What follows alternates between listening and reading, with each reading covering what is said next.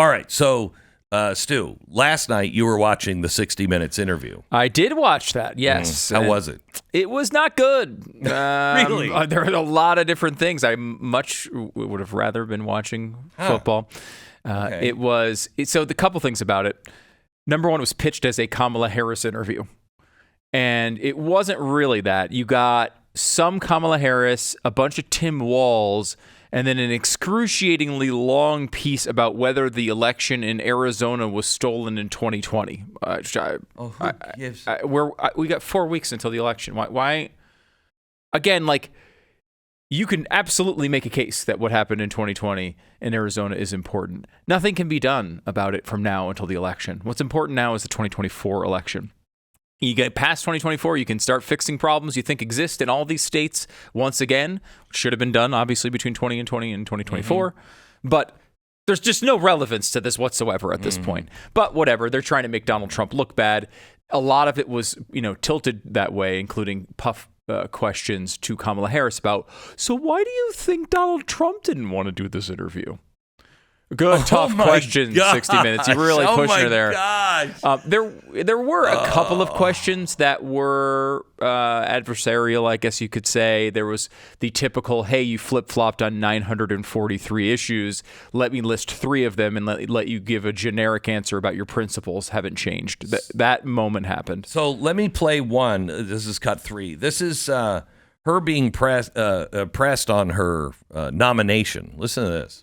Was democracy best served by President Biden stepping down and basically handing you a nomination?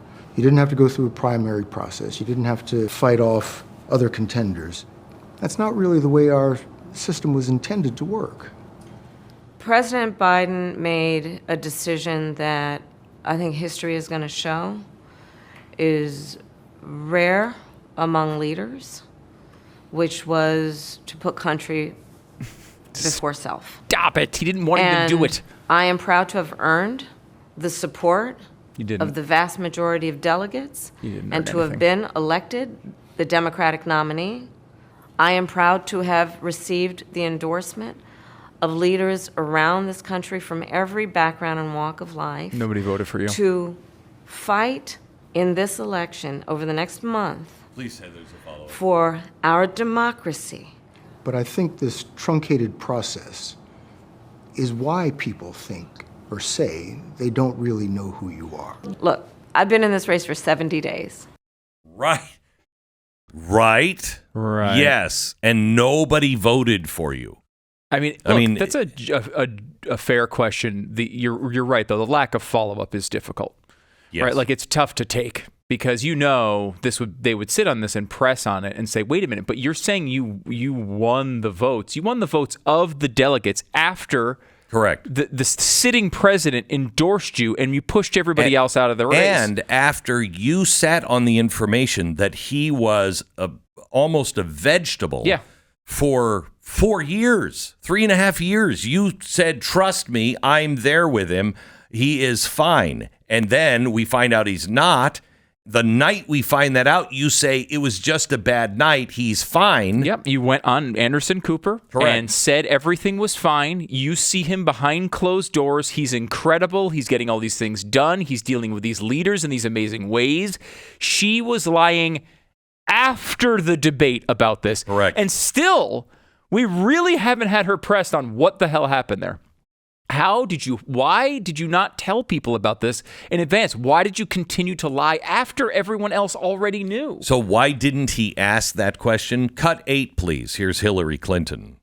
If the platforms, whether it's Facebook or Twitter X or Instagram or TikTok, whatever they are, if they don't moderate and monitor the content, we lose total control. And it's not just the social and psychological effects, it's real harm. It's real harm. Mm-hmm. So why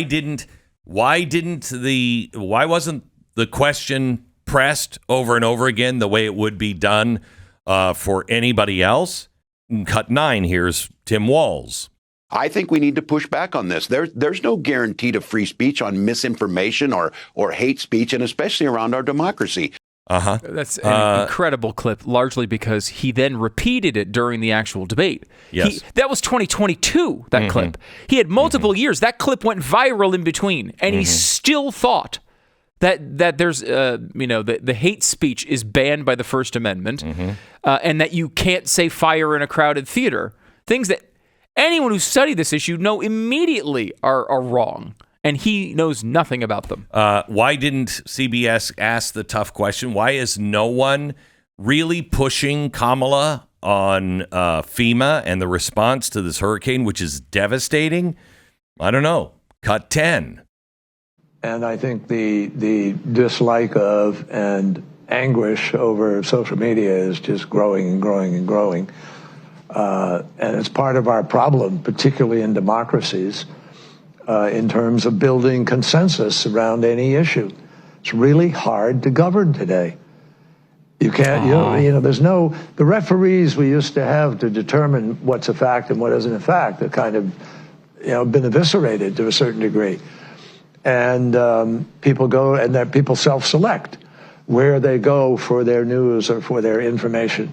And then you just get into a vicious cycle.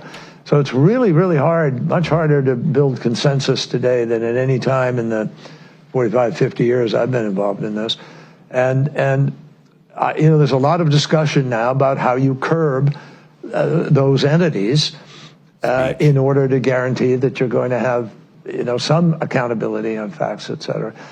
But look, if people go to only one source and the source they go to is sick, and has an agenda, and they're putting out disinformation, our First Amendment stands as a major block to the ability to be able to just, hammer it out of existence. Notice they are not talking about who the final arbiter is on mis and disinformation. The arbiter that they are asking for is them, that they will alert social media and everyone else. This is not true. This is true. Just like they did with the Hunter Biden laptop. This is not true. This is Russian disinformation. When they knew the truth, you're seeing what they want to do. They are telling you what they will do.